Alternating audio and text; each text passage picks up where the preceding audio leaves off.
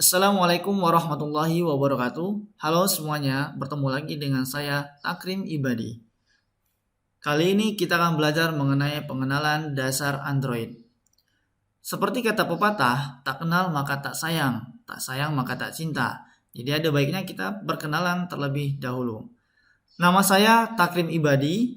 Teman-teman bisa lihat Instagram saya di @takrimibadi dan channel YouTube saya /takrimibadi.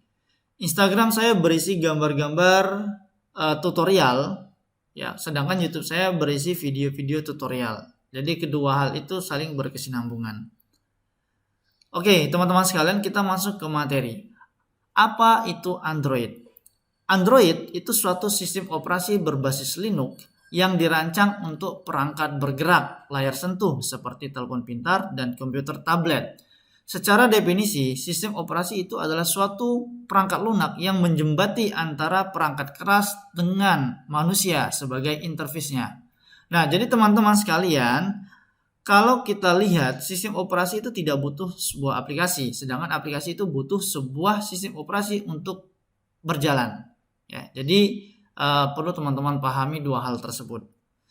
Oke, kita lanjutkan.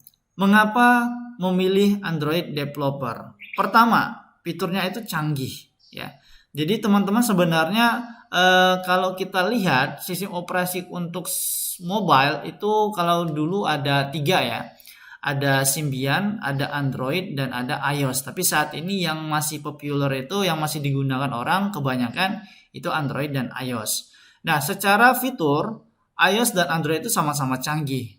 Hanya saja pengembangan dari aplikasi Android itu lebih banyak karena pengguna Android itu lebih banyak pada umumnya dibandingkan iOS.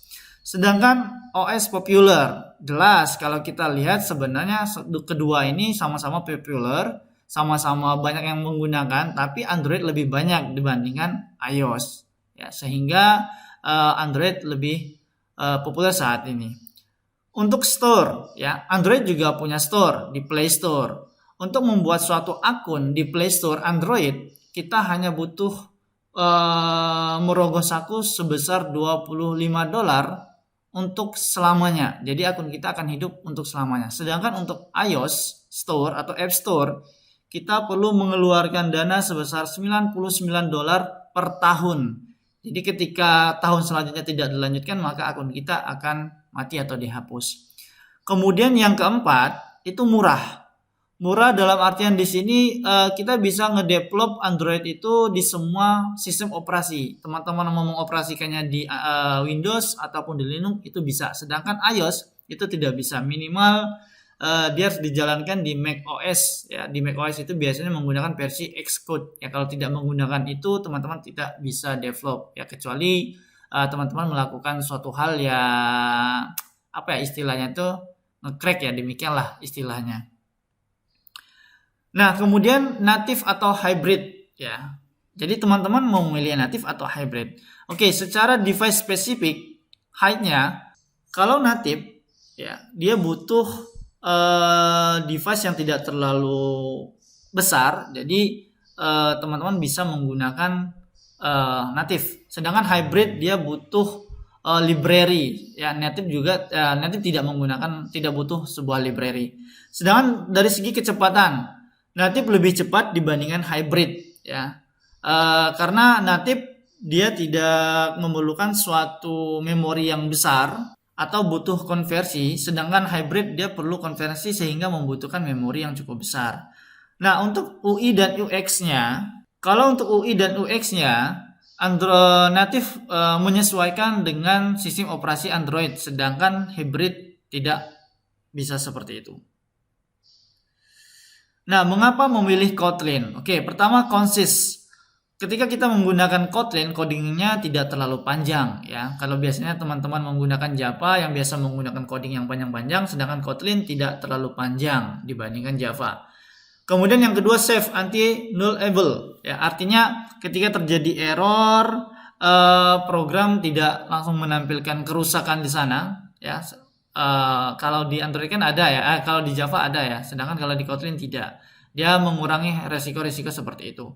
Kemudian interoperable, ya, bisa join Kotlin dan Java, Ya, jadi bisa mengkawinkan antara Kotlin dengan Java, sedangkan Java tidak bisa demikian.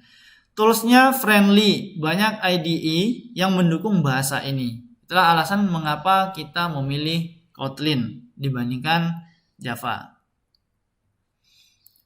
Apa yang akan kamu pelajari? Nah, baiklah, jadi kita akan belajar di sini ada XML. XML digunakan untuk mengatur dari sisi UI-nya atau bisa dikatakan ini sebagai front end. Sedangkan Kotlin itu back end. Kalau Android kalian tidak menggunakan API. Ya, ini kalau misalnya Android-nya tidak menggunakan API maka Kotlin sebagai back end. Nah, kalau kalian punya back end-nya maka Android jadi sebagai front end. Sedangkan back end-nya itu Firebase yang akan kita pakai di sini. Baiklah teman-teman sekalian, cukup dulu sampai di sini materi kita sebagai pengantar. Kita lanjutkan di tutorial berikutnya.